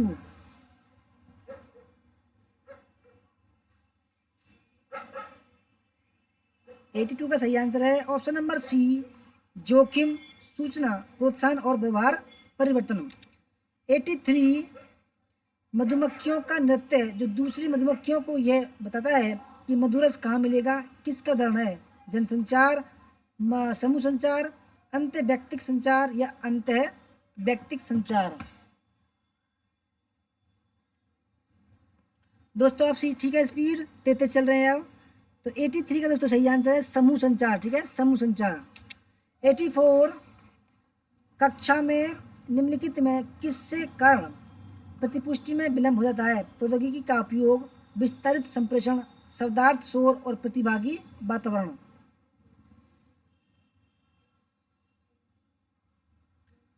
दोस्तों सही आंसर है जो प्रतिपुष्टि यानी कि फीडबैक में विलंब हो जाता है, शब्दार्थ शोर कक्षा में, ठीक है। 85, संप्रेषण प्रक्रिया में संकेत किससे अर्थ प्राप्त करते हैं? पहला, विभिन्न अवयवों की व्यक्ति निष्ठता से। दूसरा, विसंकेतक या डिकोडर की वस्तुनिष्ठता से। तीसरा, अंतर संबंधों के नेटवर्क से। और चौथा है चैनल की निष्पक्षता से।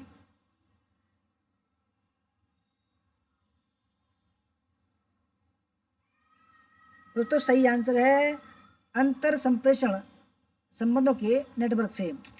86,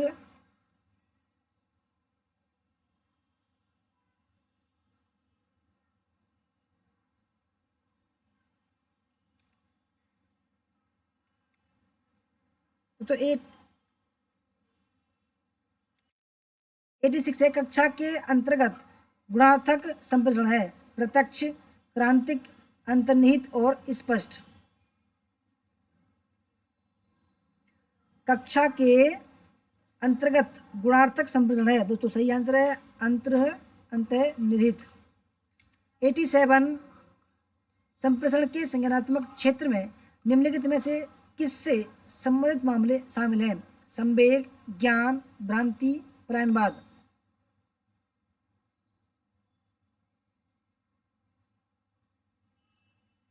तो 87 का सही आंसर है ज्ञान।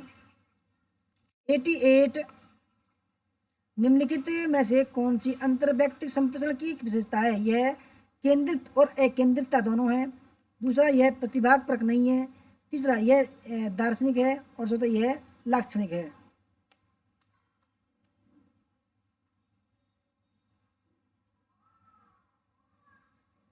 तो दोस्तों 88 का सही आंसर है यह केंद्रित और अकेंद्रितता दोनों है। 89, हम संदेशों को ध्यानपूर्वक सुनते हैं और अनुकूल ढंग से उनकी व्याख्या करते हैं जिससे हमारी स्वयं छवि निखरती है और संदेशों को स्वीकार करते हैं या उनकी गलती व्याख्या करते हैं। यह कहलाता है संप्रेषण चयनात्मकता। दूसरा, परिवर्तन प्रतिरोध, छवि यौक्तिकरण। और चौथा है संप्रेषण विरूपण।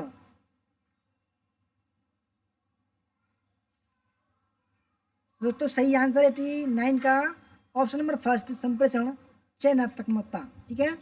90वां सवाल, संप्रेषण प्रक्रिया को तब पूर्ण माना जा सकता है जब प्रेषक संदेश को प्रसारित करता है, प्रेषक माध्यम में प्रवेश करता है, संदेश माध्यम से पृथक होता है और आदाता संदेश का बोध करता है।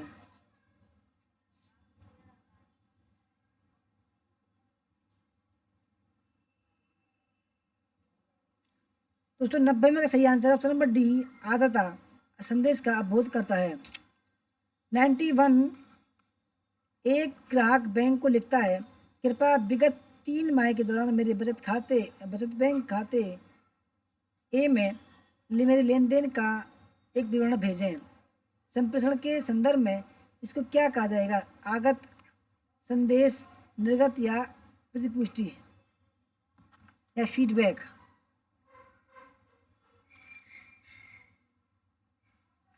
दोस्तों 91 का सही आंसर है, उसको कहा जाएगा दोस्तों संदेश।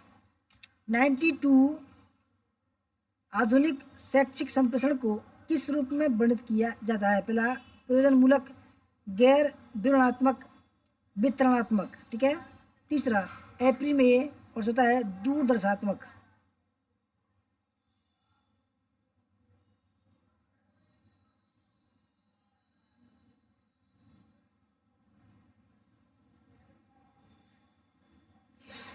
दोस्तों सही आंसर है प्रयोजनमूलक। ठीक है। 93, किसी सूचना संबद्ध कक्षा व्याख्यान की सामान्य विशेषता इसके लिए इसके किस प्रकृति की होने में लगती है? गति रहित, सांतरित और तथ्यात्मक, और चौथा है खंडात्मक।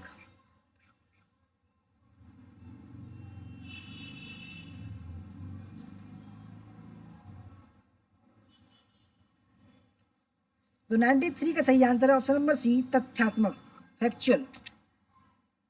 94, अधिगम पूर्व तैयारी में संप्रेषण का एक महत्वपूर्ण चरण है। पहला सूचना अर्जन तथा उसका प्रक्रमण, दूसरा कूट संकेतक का मूर्तिकरण, तीसरा अर्थ विषयक स्पष्टता के प्रति अपेक्षा, और चौथा है अनुबंधित प्रतिपुष्टि।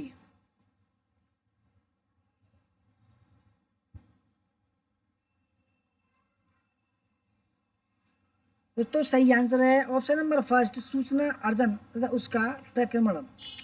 95, निम्नांकित में से कौन सा अनुक्रम शिक्षक और छात्रों के बीच संप्रेषण प्रतिमान को सही रूप में प्रदर्शित करता है? पहला चैनल संकेत कूट संकेतन, दूसरा कूट संकेतन संकेत संदेश चैनल, तीसरा संदेश चैनल संकेत कूट संकेतन, और चौथा है संकेत संदेश कूट संकेतन और चैनल।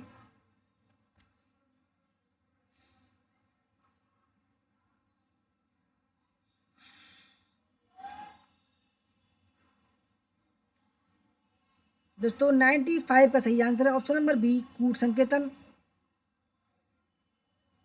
नहीं, जो 95 का है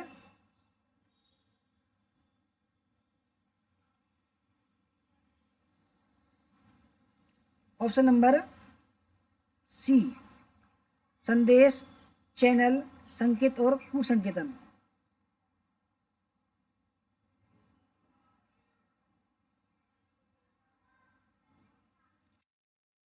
नाइन्टी सिक्स है, साइबर एड्रेस यूआरएल के हेतु घटकों की सूची का विकल्प जो शुरू से अंत तक सही क्रम में हो का चयन करेंगे। पहला प्रोटोकॉल होस्ट के डोमेन का नाम पाथ फाइल, दूसरा पाथ फाइल प्रोटोकॉल होस्ट के डोमेन का नाम, तीसरा प्रोटोकॉल पाथ फाइल होस्ट के डोमेन का नाम, और चौथा है होस्ट के डोमेन का नाम प्रोटोकॉल और पाथ फाइल। मुंबई इंडियंस खेल रही है 99 पे 2, 11 ओवर।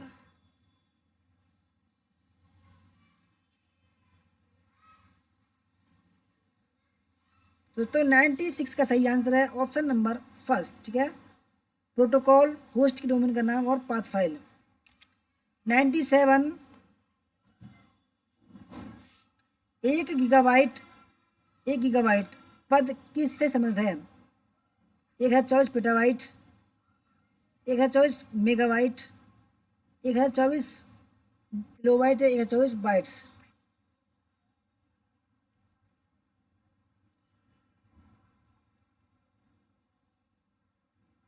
दोस्तों सही आंसर है 1 GB बराबर होता है 1 है 24 MB। ठीक है, मेगाबाइट। 98, निम्नलिखित में से कौन चतुर्थ पीढ़ी भाषा 4G कहलाए जाने के लिए सर्वाधिक उपयुक्त है? ALGOL, जावा, C और SQL। दोस्तों 10 मिनट में हमने कर दिए 38 सवाल, 38 नहीं 35 सवाल कर दिए।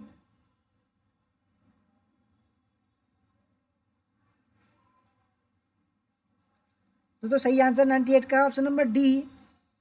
ठीक है, SQL।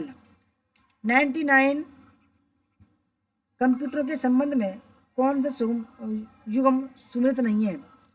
1 GB, 1 है 24 × 24 × 24 × 8 बिट्स, दूसरा CRT cathode ray tube, ROM यानी कि ROM rapid only memory online memory, चौथा CPU सेंट्रल प्रोसेसिंग यूनिट।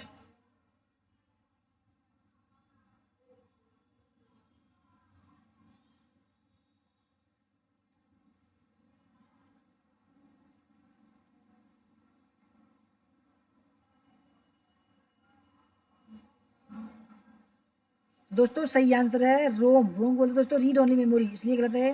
ठीक है, और जो हमारा 100वां सवाल है, आखिरी सवाल है, निम्नलिखित में से कौन सा प्रोप्राइटरी सिस्टम सॉफ्टवेयर का उदाहरण है?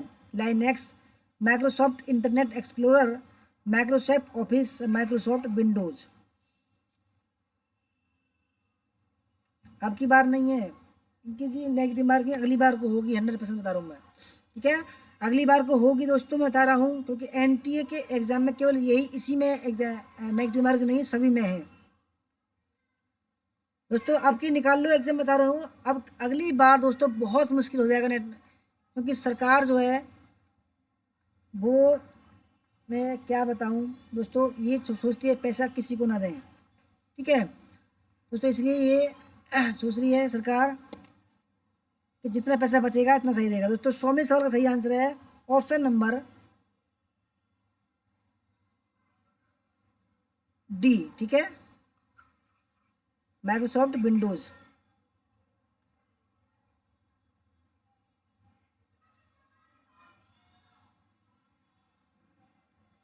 दोस्तों ऐसा आपको वीडियो हमारी कैसी लगी, अच्छी लगी लाइक करना, शेयर करना, कमेंट करना। ठीक है, और सब फीडबैक ज़रूर देना।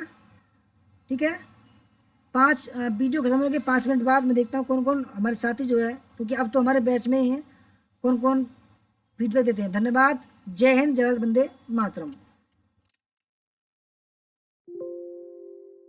5 मिनट बाद वीडियो को दोबारा ऑन करना। ठीक है, आपको लिंक ग्रुप में भेज जा चुकी है। सही 5 मिनट बाद दोस्तों आप बताना, ठीक है, कि कितने सही निकले आपके और कैसे हमारी वीडियो थी आज की। धन्यवाद। जय हिंद, जय भारत, वंदे मातरम। 5 मिनट बाद ध्यान दोस्तों फीडबैक जरूर देना। ठीक है।